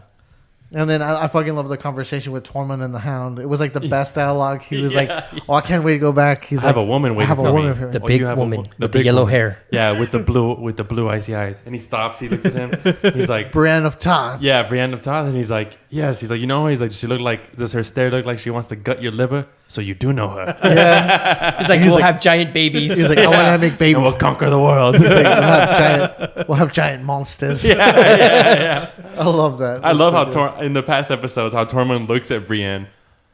Oh, just awkward, like kind of like it's like you're the crush. tastiest sandwich I've ever seen. Yeah, like a barbaric crush. Yeah, it's just like, oh, and she's just kind of like, what the fuck? Like, no. Because Tormund claimed in the books he claims to have sex with a she-bear. So everyone's like, what the fuck's wrong with this guy? He's like, yeah, I had sex with a big she-bear. That's right. So he's known as like going after impossible women. Oh shit! In the books, when he says to the Hound, he was like, I was kissed by fire. Just like you. Yeah. Yeah, that was good. And he's like, what happened to you? He's like, where did you fall in the fire? He's like, no, I was pushed. He's like, you were pushed in the fire? Like, he's like, oh, so he's like, I hate you. He's like, it's not anything to do with wildlings. It's your red hair. He's like, what? I was kissed by fire. Just like ginger. You. He's like, I hate fucking gingers. Yeah. And then, they begin their quest, right? They get all together. So it's Jorah Mormont, Thoros of Myr, Jon Snow, Gendry, the Hound, Beric Dondarrion, and then there's like 3 extras. Oh, there's like 4 or 5 extras. Yeah. There's six extras, I think, because they all die. Yeah. That's why. Except the main ones. Yeah. They are the Avengers. They even have the Avengers like where they post up and they're like when they're getting attacked by the bear. Yes, the fire, fire part. That just like, is that him starting it, or is that just through the Lord of Light? It's both. Because there's scenes where it looks like he lights it, and then there's scenes where they're surrounded by the army of the dead, and he just has a sword in it. And my girl was like, how the fuck did that happen? I'm like, the Lord of Light. Lord of Light. And I was like, the Lord of Light. Don't question it. Yeah, you just fucking trust him. It was so fucking cool to see. It was fucking badass. Like I was expecting like the Avengers theme that end game. Nah. Yeah. And they're in the end game now. And Beric Dondarrion did awesome. Yeah. Like, you never heard him talk as much. He was so wise. Like, I'm like, that's what we needed. We got good dialogue again. Just his remarks, everything. And the way he's so focused on the Lord of Light, that's how Melisandre should have been. Like, she should never have broke. It should have been that constant, like, it doesn't matter who dies because we're saving the world. It doesn't matter. And I like to go back a little bit, also the conversation he has with the Hound saying, why do you think the Lord of Light brought you? And he's just like, I don't know. I just trust. But we know we have to fight. Yes. I love that. Yeah, you're right. He's really committed to this. He's Lord committed. Of Light. Yeah. And the thing is, Melisandre's probably like the biggest like piece of the Lord of Light puzzle. That's why I had an issue with it earlier. So now to get to the fun part. Okay, so they're out scouting around for zombies, and they hear the little the little metal grind, and they see that file of zombies following the White Walker. Remember? And then they go and they attack, and they're trying to capture one, and then Jon kills the White Walker, not by accident, but he kills him, and all the guys die. All the zombies. But why was one alive? Because it's like the honeycomb effect. When it's like that's what it's called, right? The honeycomb effect. Is it the Queen Bee? Queen Bee, yeah. So like if that one brought all those to life, then whatever he's hive mind. Hive mind. There you go. Whenever you raise them, once you kill the master, they all die because they use his magic. But why was the one alive? Because somebody else stray. Like it was a stray from somebody else's. Yeah, that was my interpretation. Like the hive mind thing. I was just kind of like, oh, how convenient. One's left alive, which is fine. That's what wasn't it that though? Like it was like it wasn't like to draw them out. Because it was an ambush, wasn't it, by the rest of the knights? Well, when the thing screams, then the rest come. Like the zombie screams, and then the Hound has to cover his mouth. So because I always took it as like it was just like a ambush thing where like they sacrifice these here to get them to come forward so they can capture. Like, yeah. And then all hell breaks loose. And they have to run to the lake, the frozen lake, and they step in. Cracking, and they're kind of like, whoa. And they're like, they just run! see this horde of fucking dead. And they just fucking run for it. And then they start falling in, which is fuck yeah. Dude, that was a badass scene, dude. Yeah. Fucking awesome scene. Was this after they told Gendry to run for the wall? Yeah, no, Right, yeah. Because he's yes, you're the fastest or like you're the strongest and the fast or something like you're the only one that can make it to the wall like faster than everybody here. You have to run 200 miles nonstop in the snow. And it gets there like in an hour. And leave your hammer. Leave your hammer. Send a raven that needs to go 700 miles to Dragonstone to call Daenerys all in overnight. Get the fuck out of here. Get the fuck out of here. Jetpacking Central. I love jetpacks. Yeah, I mean, for the sake of the story, I guess it was cool. Yeah. This name is jetpacks. This is like streamliners. Like it's just like everybody get in. And this same episode, they get stuck in the middle of that. Yeah, the little island. Yeah, and they're surrounded by that icy water where some of the dead fucking fall into. Correct. Yeah. Okay. And then later at Winterfell, that's when Sansa finds Arya's bag of faces. And she's like, what the fuck? I don't know why Arya's keeping them in a bag, just all cool in her room. Yeah, I got faces. Where would she keep them? I mean... That's true, I know, right? But it's just... I felt like, again, like I felt like Arya wanted Sansa to find the bag because she kind of gives like a veiled threat, like... So like if you betray us again, because right now I think Arya's thinking that Sansa betrayed her family because she found that that little scroll. Yeah, so she's like, if you betray us again, like this is gonna happen to you, and she kind of pulls out the knife, like, and like threatens her with it, doesn't she? Yeah, the dagger that Baelish gave to Bran, but then Bran was she like, gives I don't it to want her, no? And gives it to. Oh yeah. Yeah, she flips it and gives it to Sansa. See, this is where I felt they didn't do a good job, like with Arya and her interaction with Sansa. It's like, do you hate her? Do you not hate her? Is this an act? Is this not an act? I couldn't tell. Okay, yeah. Well, we'll get to that in a bit when we get there. And then, Thoros of Myr passes. Poor guy. He's stabbed and then he dies in the night. I like Thoros of Myr a lot. Yeah, he was fucking cool. But then the Hound tells Beric, he's dead. You only got one life left. Yeah. And then they send the Raven 700 miles away. It gets to Daenerys, and she's like, I gotta go. And Tyrion's like, no, you love Jon Snow, or he loves you. And she's like, I don't care. He's not my type. He's too short. I gotta go save him. Yeah, that's right. He's too little. Oh, sorry. And then she tells him, I didn't mean it like that. Mm-hmm. And he's all like, oh, now I know how Mormont feels. Friend zone. So then this is the kick-ass part. Fucking the rescue. The rescue's the shit, dude. Because of stupid hound throwing rocks like a little kid. Yeah. I find that so funny. He throws the first one. Just throws in it, just like knocks his jaw off. And he's like, dumb cunt or something, right? And then he picks up a bigger rock. Yeah. And it's like, bunk, bunk, bunk, bunk, bunk. Yeah. So they see that the lake is frozen over. Yes, so. and they're kind of like, oh, zombies can fucking think. Which I was going to say that made no sense, but okay. Yeah, so dragging his stupid sword, stupid zombie. Oh, this fucking lake. And it's like, ergo, we can walk over it, right? But yeah. So then I like that scene. They're rushing the little island. They're defending it, and then Jon turns, and it's like a sea of zombies like over the little cliff. Mm-hmm. So they're like, we're fucked. We're all gonna die. That scene was cool because it's like you see everybody getting ready, and then you see the I forget his name with the patch. Beric Dondarrion. Okay, his sword just catches up in flame. That part was just by itself. He's a badass, dude. They made him so cool. Yeah, that should have been cool. Lady Stoneheart, but anyways. And then what did I like a lot? Oh, when Tormund almost gets killed and the Hound saves him. That was I was holding my breath. I was like, compadres. Yeah. Carnal. He's like, don't worry, Miklo, I got you. Yeah. And then the dragon shows up, dude. And it's just, you hear like the little, like the screech, right? That, and then it comes in and just like burns everything. Melts the ice instantly. Mm-hmm. And then awesome. seeing the White Walkers, like every time you see them, they're silent. They're like creepy. They move like confident and shit. And then just seeing them prepared to take on this fucking dragon.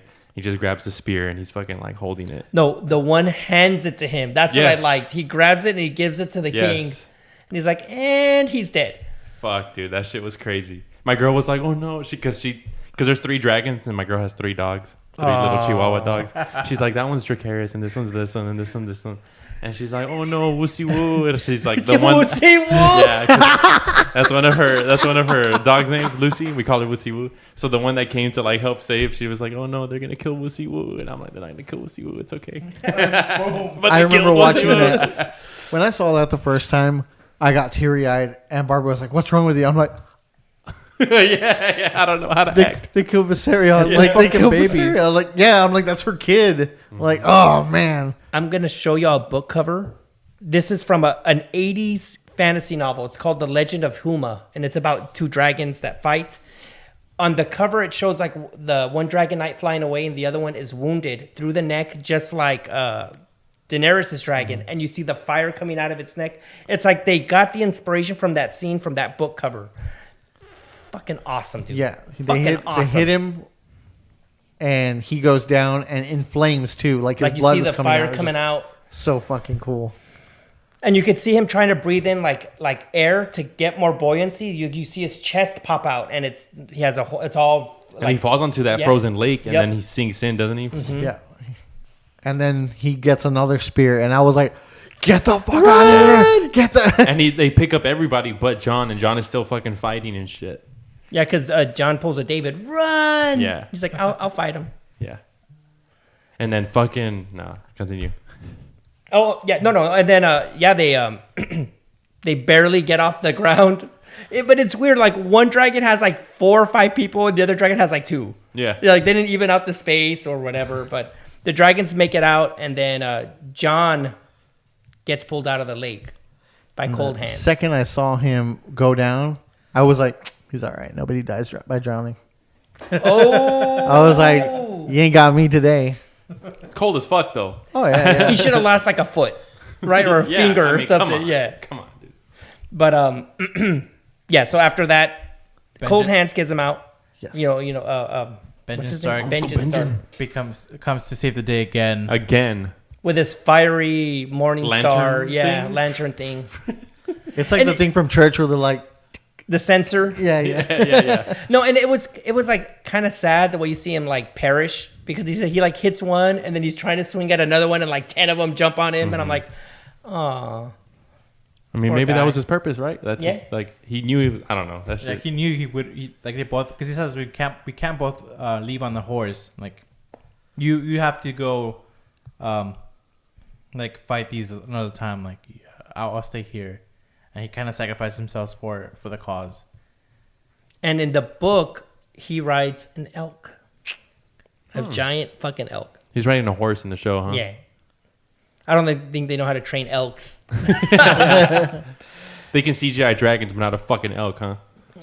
Joikes. Joikes. Well, speaking of CGI dragons, there's a scene where they line up all of the whites and they're pulling on a chain, and you think like, what the hell is this chain for? And you see that the spine of the dragon come up, and you're like, oh shit, they're pulling the dragon right out of the lake. And then the Night King walks over and puts his hand on his head, and his fucking eye opens, and I lost my shit.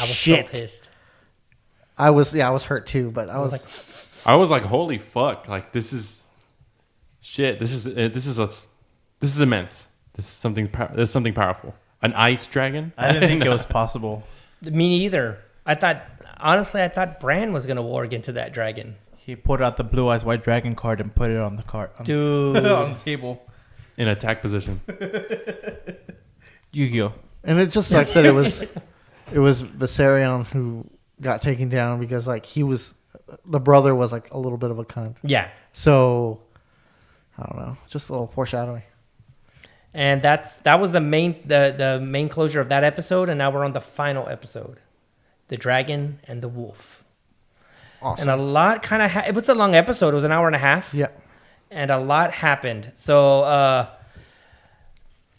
they arrived to King's Landing. So the whole group. So after Yes. after the dragon's killed, they go back to From Eastwatch From to Eastwatch. King's Landing, that we know from King's Landing to Didn't they go to the wall? Winterfell. Right? The wall, then Winterfell? Or Eastwatch, then Winterfell, then... Eastwatch, then to... Oh, no Winterfell, right? No Winterfell. Then straight to King's Landing, which is like 1,000 miles. More than 1,000 miles. Overnight. That's cool. I love jetpacks. Crazy. It was annoying, but yeah. And then when they arrive, it's cool because you kind of have that second group of friends meeting. So it's like Gendry with Tyrion, right? Yeah. Gendry with Tyrion. Brian with the Hound. Podrick and... Oh, that's what I meant. I meant Podrick. Podrick. Sorry, Podrick I meant Tyrion, Podrick. Jamie with who does he? Brienne again. Brienne. Yeah, I think we mentioned that. But yeah, He sees Jon Snow. The Hound with the entire King's Landing.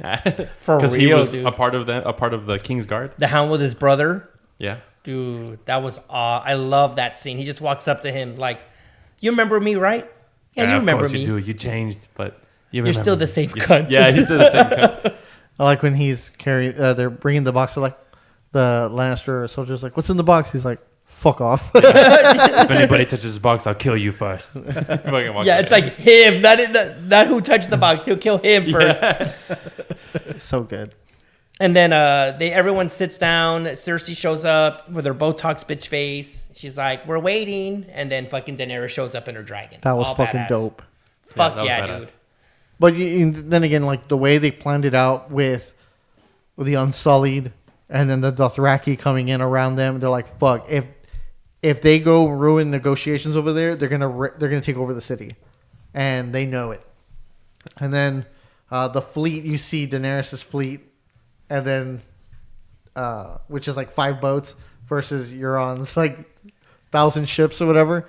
I was like, "Fuck!" Like that. That's how they balance out all the odds and stuff like that with. And they meet with the in the military Dragon tactics. Pit.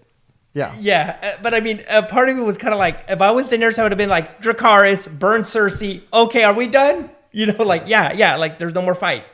Like, let's go fight the White Walkers. Yeah. But that doesn't make a good show. Yeah, it doesn't.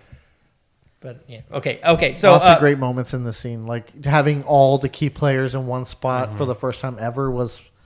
From jumping to... This is happening here. This is happening here. This is happening here. To like, all right, everybody's in the same fucking spot right now. dude, What the this fuck is up? happening here. Yeah, this is happening here. And then basically Cersei doesn't want to do the alliance. She's like, "You're going to betray me." And then she's like, "Okay, I'll do it as long as Jon Snow is not involved. He has to remain neutral." And he's like, "I can't because I'm dedicated to Daenerys."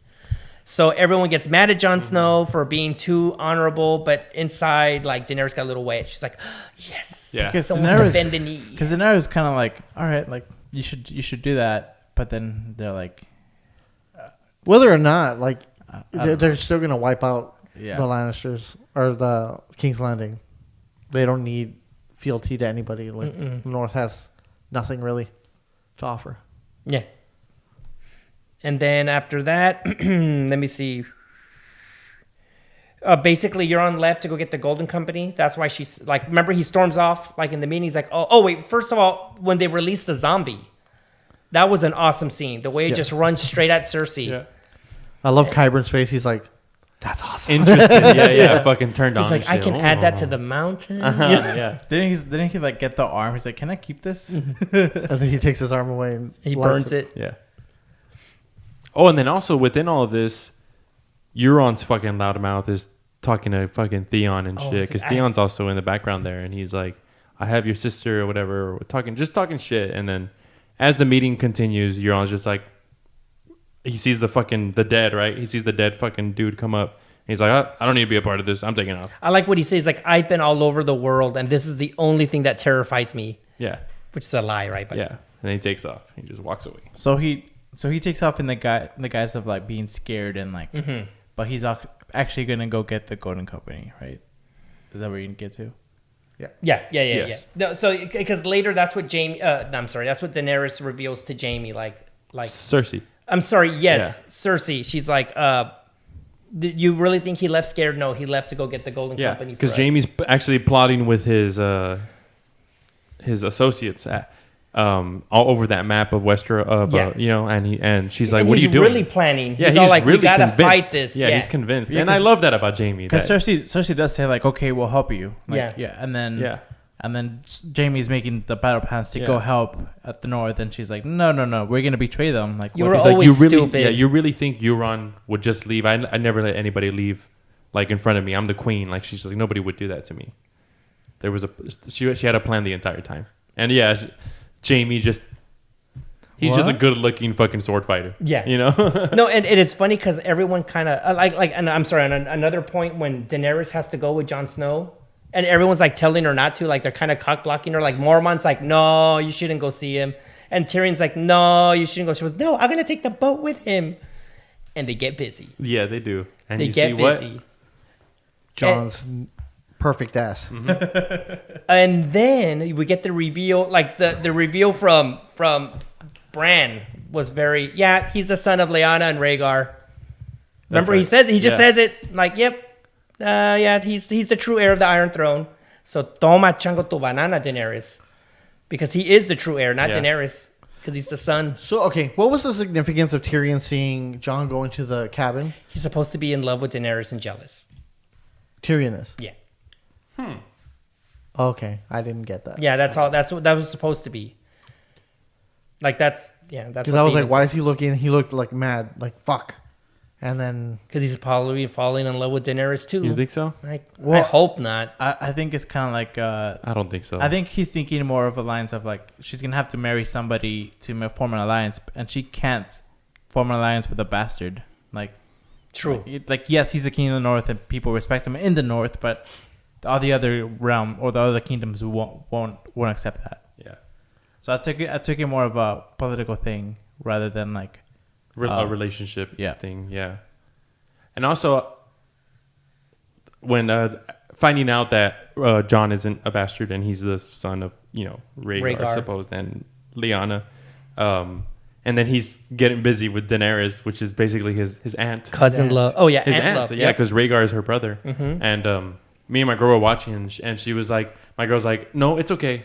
It's okay that they have sex. It's okay. That's why they have the Mad King, right? They're born of incest. She's like, it's okay. It's she's fine. trying to convince herself. It's yeah. okay. And I was like, she's like, because she loves them. Like, she could see them together. And I'm like, so it's, but you talk shit about Jaime and Cersei, huh? And she's like, they're fucking twins. And I'm like, it doesn't fucking matter. It's like they were touching privates in the womb. Yeah. Oh, shit.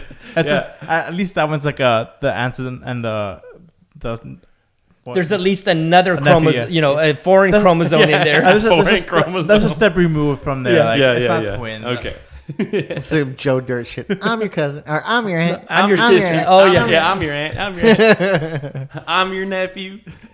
Oh. And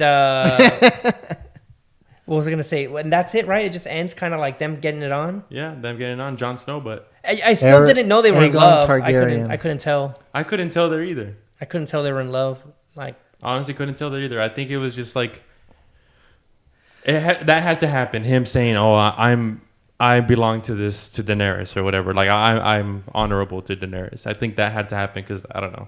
I'm gonna bend the knee, but you're gonna take the stick. You're gonna bend. I'm gonna bend the knee. You're gonna bend my cock. Is what he. Oh, I mean, what? That That hurts. First of all, that sounds painful. But watching it again, like when they first meet, like she gives him like not the look like, oh, this guy's like something look, but like she's kind of like intrigued by him. Like she's like, oh, like this guy has something. And then when they're talking on the stairwell and they're talking, Daenerys tells Jon that she's gonna allow him to mine the dragon glass. Like she kind of like, it's kind of like it looked like she was warming up to him in the way. Yeah. So just watching it again, I mean, knowing it's there, like at the end of the season. Yeah, she's like, mind my wet cave. my That's God. what she's saying. All right. Moist. Let's Moist. Okay, so predictions. This is my favorite part. Really quickly. In the wet cave. Oh my god! Really quickly before we go into the predictions, Jaime and Cersei. Like Jaime tells Cersei, no matter how this goes, we're gonna lose. Oh yes. Whether we go over there and we fight with them, whether we go here, whether we face them head on, we're gonna lose. And Cersei says, "It's okay. You're on left. He went to go get the Golden Company. We're gonna have elephants." And they say kind of the things that we're probably gonna see next season when Euron gets back is the elephants, the soldiers, the mercenaries, all that stuff. Does that include faceless men, do you think? No. You don't think so? Okay. All right, real quick, if you guys want to stop here because we're gonna go into theories for next season. I don't know if you care about spoilers for next season. We're just gonna throw out theories, so it might not be spoilers, Predictions. but it's predictions and stuff. So if you want to stop here, you can. If you want to stick around, we're gonna go into predictions for season 8 of Game of Thrones. So that's your fair warning. All right. So for this predictions portion of the podcast, I'm going to go down character by character, and I want you all to give your instant reaction as to if they survive, how they die, or any details that you might have. Okay? So Daenerys, I believe she dies before the end of the season. Me too. I don't think so. I think she does rule King's Landing and Westeros. I think she dies. I don't think she dies. I predict that her and Jon are in love, and she's going to be okay with him being king, and she's going to be queen. But she's going to protect Jon because I think she's just Dragon Rider, obviously, so she's going to have to get into the war. And I believe that there's going to be a reveal that she's pregnant. Well, I was going to say, I think she's pregnant, and she's going to have her baby in 5 days and die. She's gonna have because Jon's got that super sperm. Yeah. So yeah, I feel it's gonna be like I don't know. It's where I can't gothic. I don't know, not gothic. But yeah, I feel that they're gonna reveal she's pregnant and she's gonna die pregnant. What was the prophecy? Or in childbirth. What was the prophecy of her being like having a kid again? Like that when the sun rises in the east and sets in the west and sets in the east, which is impossible. Yeah. Yeah. Well, she says it another time when she's with the Dothraki, and she's like, I have you in mind, and I'll make like you can give me a son. And she's like, I can't have any sons or any kids until like she says that prophecy again. So, do you think that that's gonna happen this next season? Like maybe not like literally, but like a metaphorical sun rising. Maybe the long night. Well, that could be it, or it's because since she's dead when the baby comes out, that's why she's not. You know what I mean? It's kind of like the death pays for life. So I think she dies so the baby can live. Like it's basically. You guys are assuming she's gonna get pregnant then? Yeah. I think so. I mean, they got it on, and like What is it when the sun sets in the east and rises in the west? What if it's the long night and then the comet? You see the comet going the opposite direction. I can see that and the sun rises in the west. But maybe she takes over King's Landing, and she gives birth to a son in the west in Westeros. That's true. Play on words. Something like that. We'll see. Okay. Any predictions, you two?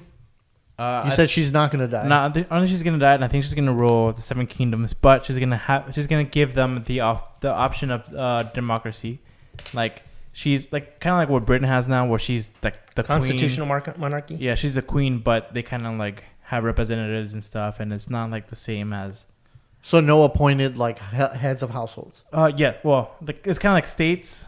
Okay. So with the United States, and like they all kind of come together. Like the Tyrells got rich because they had all these grains and stuff, and like it's just kind of like spread between like trade, and it's not. Oh, if you need some, you take some. If you need something else, like you take men from Winterfell or whatever.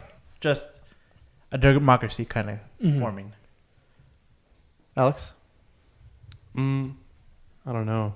I guess I'm just feeding off from what y'all say, because I don't really like. I'm not. So you don't think she's gonna die? You think she's gonna? Oh no, yeah. I don't think she's gonna die, but I guess if I'm fitting into that, her having a son in Westeros or something, maybe her being pregnant, but I don't think she's gonna die. And a second reason is maybe she has to die to fulfill prophecy for like Azor Ahai, because there can only be one Azor Ahai. There's not two. That's why I think she might die. I either think she's gonna die by Jon. Jon's gonna kill her, or I think she's gonna die trying to save Jon, like with the dragons. I think like. One of the dragons is going to go down with her on it, and that's going to be like, oh, and she was pregnant as well, like type thing. And Melisandre brings the dragon back. Ooh, a fire dragon. Dude, wouldn't that be cool? Yeah. All right, Jon Snow. I don't know where to go with this, and I don't know exactly how hyped the Azor Ahai is, but I feel like Jon's going to go Super Saiyan. Yeah. Like he's going to go like red eyes, a fire, like the champion of her the lore. champion of the world, like, and he's gonna go in there with Does Longclaw. Does that mean like chosen one or Yeah. What? Okay. the principal that was promised. Okay. He's like the opposite of the Night King. Yeah, so it's gonna be the Oh. Night King versus the Fire, and it's gonna be like them fighting head to head.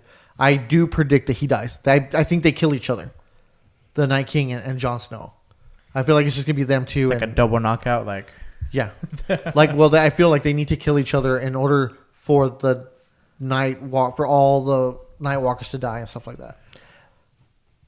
That's just my prediction. What do you? I think he lives and he raises his child, after the war's over. But I still think he's going to be like the main general. He's going to either strike down the Night's King or be responsible for the Night's King's demise and all the White Walkers.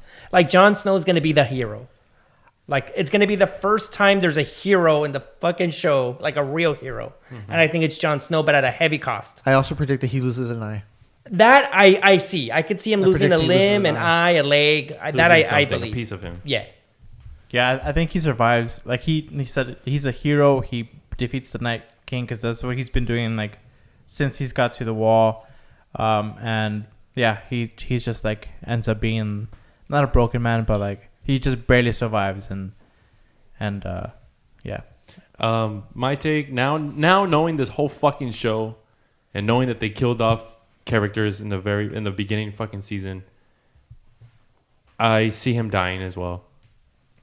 Knowing Jon Snow's fucking arc and his trek and everything in this whole story, like you loving him, I think they kill him off somehow. So you guys both think that Daenerys and Jon Snow are both gonna die? No, I don't. Or you do? I do, but I don't think you'll hear my Daenerys- theory. I Right? don't think Daenerys would die, but just Jon. I mean, yes. it kind of fits the show. Like since the beginning, they killed off Ned Stark, like the most beloved character, and up for that season. So if they're gonna follow a trend, Because I agree with you saying a true hero, somebody who really stood for what's right and not what's wrong, and just humble as fucking, just loving in every way. And then I feel like Because in their histories, it's only happened once before, which was the old Azor Ahai who sacrificed everything to stop the Long Night. And So the that's way what- he had Lightbringer was that he had to kill his wife. He had to cool the sword in her heart. oh my yeah. god, Nisa. So I feel like he has to kill Daenerys or something like that. Yeah.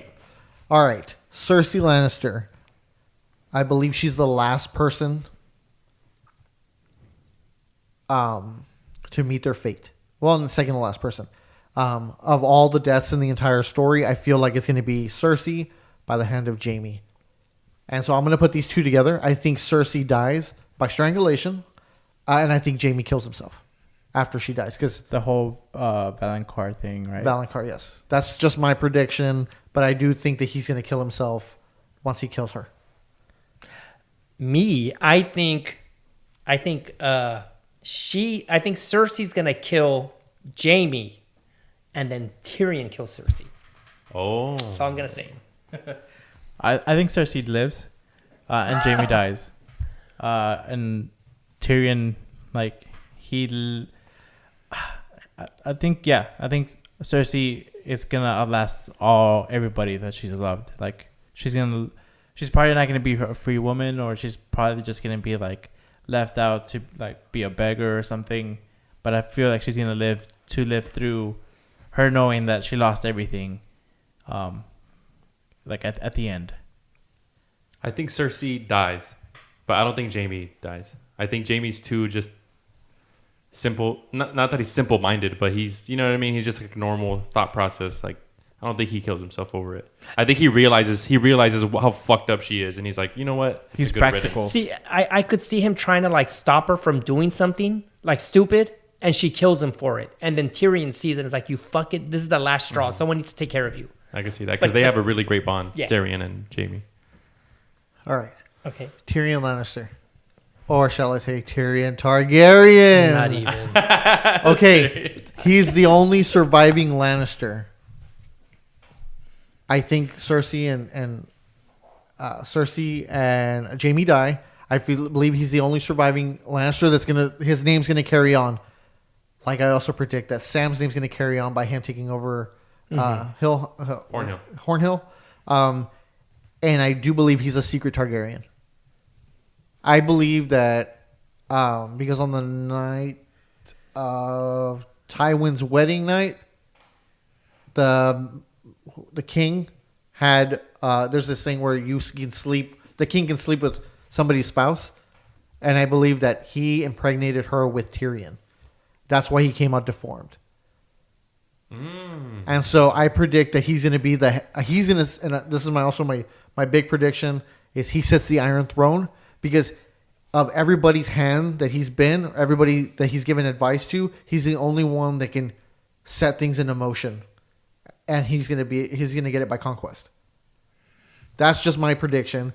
I don't know what you think. I'm going to put my tinfoil hat on. Yes. Do okay. it. Okay. So this is what I think is going to happen with Tyrion Lannister. Tyrion Lannister is going to become either like the High Chancellor of the Seven Kingdoms or something. Like he's going to be a ruler. He's also going to be the one in charge of Daenerys and Jon Snow's kid. I don't think there'll be a Seven Kingdoms. I think it'll be kind of like a Seven Kingdom alliance. Not so much like as one nation. It'll be kind of broken up. And Tyrion will be the one to administer it. Like kind of until the kid becomes of age. So say Jon stays in the north. I don't know. But I just think Tyrion plays like a very important administrative position after the war. Like I believe he lives. But I do not think he's a secret Targaryen. But that's just me. I have that. I do. Yeah. And I think he's the one to help heal Westeros after the war. I just think he's going to retire to his vineyard. Like he said, he wanted to have a vineyard after all this was over. I think he's just going to retire to his vineyard. Okay, he retires to his little vineyard. Do you think he has a baby dragon next to him? Yeah, like a gift from Daenerys. Like he just wanted a little one. Yeah. Little. I feel like he lives but he goes back to Casterly Rock with Jaime. Because I said like Jaime doesn't die and they spend their days in Casterly Rock, but I can see because I mean Tyrion doesn't actually have blonde hair. Well, they changed their hair color every season. Did they? Yeah, Because like all the Lannisters he was blonde. All the Lannisters have blonde hair. but they have blonde hair that's silver white Yeah, like But neither does Jon though. That's yeah, the neither thing. does Jon. because it takes after his mother. Yeah, but I guess that's a cool thing to entertain. That's a cool thought. But I think he survives and he just I mean, in the beginning of the series, he did have like blonde hair or like blonde highlights. So yeah, true, he did. So yeah, that's why I say like he's gonna carry on the Lannister and Targaryen name because he's a secret Targaryen. so many secret Targaryens. It's just me. I mean, do you think that's why Varys was always so keen to help Tyrion as well? Yes. Mm-hmm. Yeah, I believe so. All right, moving on. Sansa Stark, Queen of the North. That's it. That's all I have. She survives. Yeah. My second theory is she's the one that becomes Queen of the Iron Throne. Or just Queen of the North. Like, yeah, I'm just kind of like David. But I have that smidge possibility that maybe she's the one that dethrones Cersei. Not so much Daenerys. How the prophecy is a younger, more beautiful because queen. Sansa is younger and more beautiful. Yeah. Daenerys and Cersei... I mean, there's an age difference, but it's not like Sansa. Like Sansa's Roman. Yeah. That's my thing. I can see that too. And she lives. She makes it. No, yeah, she lives. Yeah. In my eyes. I think she's Queen of the North. She becomes queen of something. Yeah. For sure. Arya Stark. I predict she dies. No. Yes. I just don't know how. Okay, so when we talked about the Golden Company coming over, I thought, okay, shit, they're getting like the faceless men. And you can't go into the mafia and think you're going to get out scot-free. That's why I think she's going to die by a faceless man. Have you guys seen that teaser that HBO put out that an Arya's running through Winterfell and there's somebody chasing her and it doesn't look like a wight because it's just like a full like it's a body of like it's not like skeletons or whatever and somebody's chasing her and she looks scared. So I feel like if it's not Cersei's army or anything like it's something that scares her. Like armies don't scare her. She's gonna talk to somebody and realize because she's always playing the game of faces. She's gonna realize they're lying to her or it's not her. It's not that person. And then that's when she freaks out because the Golden Company's after her and it's just gonna be one person. That's why I'm freaking out that she's not gonna make it out. Like because like she joined the mafia. She joined the fucking hit crew, and now only a hitman can take out another hitman. Exactly. Samuel L. Jackson. And Ryan Reynolds. That was a good movie. Was it? Yeah, haven't I seen liked it. That's funny. What I think's gonna happen, well, okay, there's the Gendry question. I think Gendry either marries Sansa or Arya. Just throwing it out there. Because he's Baratheon, right? Yeah, and I think after the war, Arya will live, and she's gonna sail west. Like West she's of gonna go. West. Yeah. I think she's gonna go on a boat and explore the world. Like she's gonna go west, and we don't know what happens. That's what I think. I mean, That's it. It was, with Arya, that she's gonna. No prediction for I think she's Arya? gonna die. I don't think she's gonna die. I think she's gonna die. I think she survives because she's for this whole fucking series she's been a survivor. Or So I think she survives. I mean, far out theory, she takes out the person that's chasing her, the faceless man that ends up being Jack and Hagar. She takes over the faceless man, but makes him more open to like not just devoting your life to the Lord, like the god of death or whatever, but just being like use these skills if you want to learn them. You don't have to, devote your life to them. like a school. Yeah, for the gifted. She probably put like an X or something on the wall. They're very gifted. And then Bran loses all his hair. I call him Professor X. All right. Speaking of Brandon Stark, I believe he survives. And two things. He's either the reason why everything happened, or I don't know, like crazy like theory to me. Just thinking about it, like I don't know. I think the world ends, and he knows it's all over. Like because he's named after Bran the Builder. Bran the Builder, yeah. So do you think he is the builder? Like he goes back in time because he can work into time and space and just be like, okay, we need this because we need the wall because this is happening now and the wall is there. That's a theory, actually. Yeah. And that's what I was going with that. Like, do you think that, or like I said, the self-fulfilling prophecy with Hodor, like is the reason why Bran is the three-eyed raven is because he has to become the three-eyed raven, or he was the three-eyed raven when he had to become it. I don't know. But besides, I'm sorry. But besides that, I think he just ends up in a werewolf tree, like the three-eyed raven. What if it all starts over again, and each time the series ends, it's just a different ending, and they're trying to play out every single storyline to figure out what. I don't know. This is just. What if Bran wakes up from his sleep after he fell from the tower? He's like, "Wow, I had the craziest dream." All Brady Bunch and shit. Like, get out of here. I think Bran is gonna survive. He's gonna live. He'll go into the werewolf tree, or he's gonna like control one of the dragons. Like he's gonna either warg into the Night's King's dragon or into one of the other dragons to help win the war. I think he's important for winning the war, or he's gonna know what has to be done to stop the Night's King, like what Jon has to do. So he's kind of like that important NPC that gives the final hints of how to win the war. I like the idea that you said of Bran being a Night King. Like, the Night King, just because I'm relating it, but the Night Kings are all silent and moving, and then now Bran's over here like Silent, yeah. Moving. Silent, sees what everything's happening, and then maybe he tries to, during that fight with the army of the dead, he tries to warg into a Night King, and he it doesn't work, and he's himself or something. Like something happens where he tries to warg into a Night King, and he realizes I am the Night because when they're making the Night King, the guy's leaned up against the tree the way he's been leaning up against trees. He doesn't look injured, so I'm thinking maybe he is paralyzed there, and they to kill him because he keeps repeating history. They thought that was going to kill him, but it didn't. I don't know. That's just a theory. I like that for Brandon Stark. Next, we have the Hound. This one's going to be like bittersweet, but I do believe that the Hound dies from wounds that he gets in the Clegane Bowl when he fights his brother. I think they kill each other poetically. I concur. And I think the Hound burns the mountain. Yep. I think the Hound gets his own, and he lives and he beats the fucking mountain. Because this whole time it's just kind of been like everybody else knows about what they did to the Hound, what he did to the Hound, and the Hound has just been hearing it all this time, and he's just kind of like, if he lives, if the Hound lives, I see him as like Sansa's permanent protector or something like that.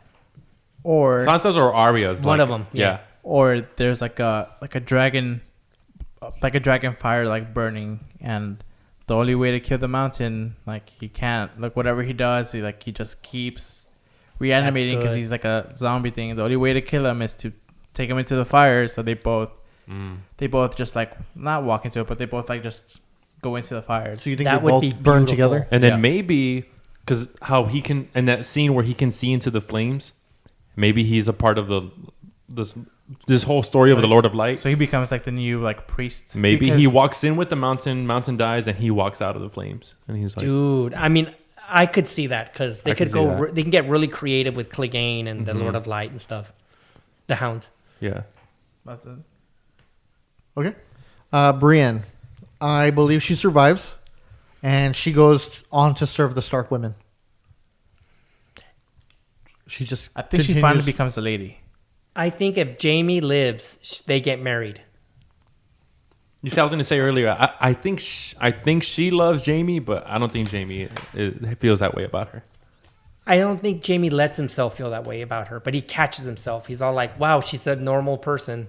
You know what I mean? I've been around. Maybe They are, Cersei they my are life. complete opposites. Maybe it's because the fact that Cersei lives and that he has this weird attached, like how when you're used to routine and like you're a safe zone that you're with somebody, but that somebody has to quit their relation and ties with you for you to move on. And maybe I can see that, but I feel like she fucks Tormund. Oh, dude, I wish they got together. That'd be the best. That won't happen to Tormund, even though I want it to happen. For I him. think Tormund dies for sure. I think that she becomes a lady. Like she goes back to Tarth, and like she's like, okay, I've done everything I wanted to do. Like now it's time for me to take care of my family name, which I don't think she cares this whole like series. So this is like way out there. But yeah, I think she kind of like, she's like, I have to do my duty now that I've done the duty of being a protector of the realm. Mm-hmm. Okay. Sam. I don't want this to happen, but I believe that Sam is the narrator of this story. I believe that his scenes always make him seem so humble. They're so like he accomplishes the unaccomplishable or the impossible. I believe that he's just saying like, and then I did this, and then I did that. Especially in season 6 and 7 when he's at the Citadel, where everything he was like, oh yeah, and blah blah blah blah blah, and then the Maesters didn't believe him, but I was right, and he was telling. Even the Archmaester tells him like, if you're gonna write history, make sure like it's poetic. Exactly. And so I believe that he's the narrator of the story because they always feel just slightly too embellished. Yeah. Slightly, just there, like somebody's telling it from their point of view. That's just my prediction. I could see him being like the big Papa winner at the end. Like I could see Samwell like getting all his lands, being almost like the king ruler, married to Gilly. You know what I mean? He's probably gonna foster Jon Snow's son. Like he's gonna be the winner, I think, out of everything. Even though he's not the ruler of the Iron Throne, I think Sam's gonna be the true winner.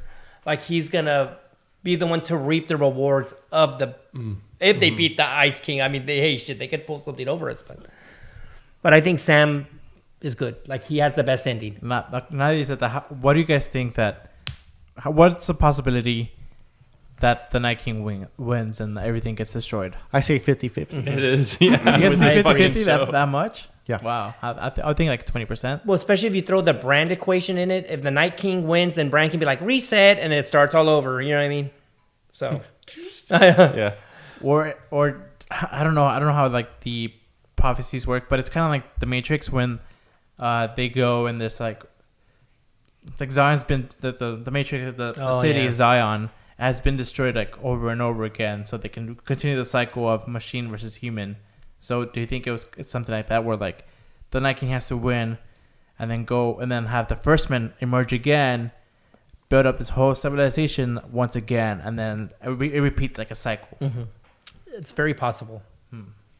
What I see, Sam is very vital to the entire story, and he's always seems to be a person who gets a lot of important information that helps out all of so many people in different areas of this world.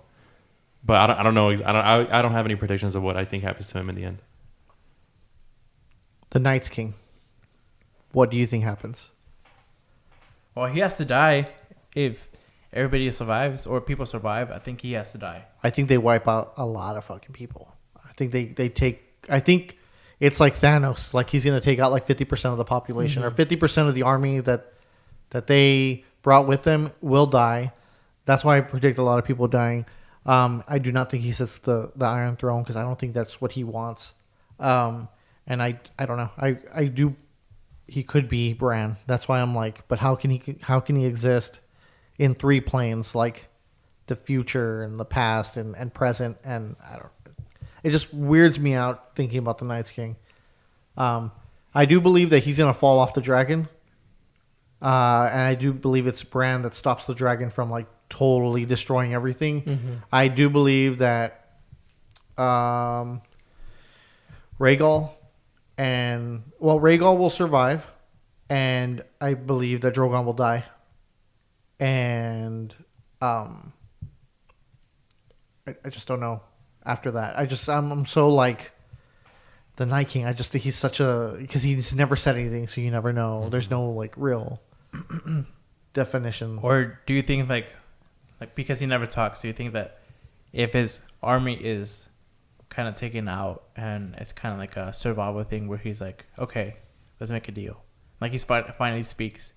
And it's like, if you allow us to go north of the wall and live our days like in exile again, because that's what happens, right? That's why they're north of the wall. Like, no, they get their ass kicked. Okay, so it happens again where they get their ass kicked and it's like, okay, we need to go back. Like, just allow us to go back, and then they forget about the whole stories and stuff. That's what I'm saying. Like, it's kind of like a cycle. Like if the Night King doesn't take over everything, he kind of has to go back on the other side of the wall. I think the Night King dies, like they kill him, and it resets the seasons. So I think the seasons go to normal, like the way we have them here on Earth. I think that's what happens because I don't know where I read it, but the seasons were normal until the long night. Oh, the long night fucked up everything. Mm-hmm. So I think when they kill him, it kind of goes normal, like spring, summer, fall, winter, like regular. But yeah, I don't think anything with the Night King. I just think they kill him. All right, so speed round. I don't need to know storyline or anything like that. I just want to know, do they survive? Does he live or do they die? Varys, I think he dies. He dies. Well, dies. It's a prophecy. Melisandre. Yeah. Oh, that's right. Yeah. Grey Worm, I think he dies. Yeah. I say live. I say live. With Missandei. Okay. Melisandre dies. Yeah, She dies. Davos lives. I want him to live. I don't know. I think he's one of the expendable characters. I think he lives. Yeah. Theon dies. He's gonna live. Just because all the shit that's happened to him, and then he's just I think he lives. All right, that's all I had, guys. All right. Okay, last question. Who do you think sits on the Iron Throne and why? Can I go? Yeah, go ahead. I'll go last. Okay. I think no one. Okay, ultimately, I don't think there's an Iron Throne. I think King's Landing gets destroyed, and they come up with some kind of like 7 kingdoms confederation where like each kingdom has a king or a prince, and they get together in council, and Tyrion will be in charge, and until Daenerys and Jon Snow's kid grows up. Same thing, but Daenerys is the head of like whatever the diplomacy. Like she's not the queen, but she's oversees everything. High Chancellor, and just kind of like keeps it going until she has to come in with her dragons and settle shit. Like I can agree with that. I don't think King's Landing falls, even though it was a prophecy or whatever, or like you saw it in the visions. I don't think it falls. I think it's fine. I think the battle is started and ended in Winterfell. That's just me. I think who's gonna sit? Who's gonna sit there? Tyrion, as a Lannister Targaryen, as TT, the last of them. Tyrion Targaryen. Tyrion Targaryen, and he will also say like I was born a Lannister, so we're gonna carry on the name, and we will also he's also gonna carry on the Targaryen name. Nice. All right, so that's all the predictions we have today. Join us for the first episode of Season 8 coming soon. It starts April 14th, so we're excited for that. I know I am. If you have any predictions of your own, any theories, or anything at all we want to add, or if you agree with us, let us know in the comments below. We have been the Song of Laugh and Death, presented by the Laugh and Death podcast. Quick thing. Season 8 is going to be what? 6 episodes. 6 episodes. So we're going to try to put an episode for every episode that comes out, go in-depth review. Like, yes, I know we've been going through the season and kind of rush through it and just talk about the main points, but we're going to have more time to talk about an hour and a half, maybe. What is this? Yeah. What is it? Of pure content of new episodes. So that's exciting. Mm-hmm. So please stick with us on watching those. It's been Alex, Fernie, Manuel, and David.